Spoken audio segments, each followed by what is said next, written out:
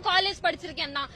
அடங்கம்மால இப்படி ஒரு காலேஜ்க்குள்ளே இந்த மாதிரி அசிங்கம் எல்லாம் நடக்குது. என்னது இது? அதாவது ஆளுங்கட்சியோட இருக்கும்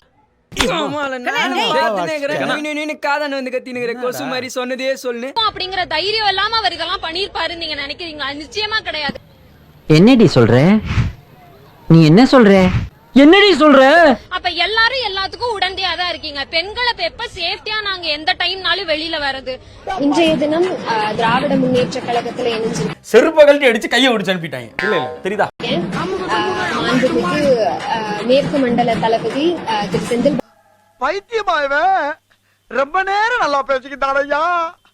இந்த ஊர்ல எவன் எந்த ரூபத்துல வர்றா எந்த ரூபத்துல போறான்.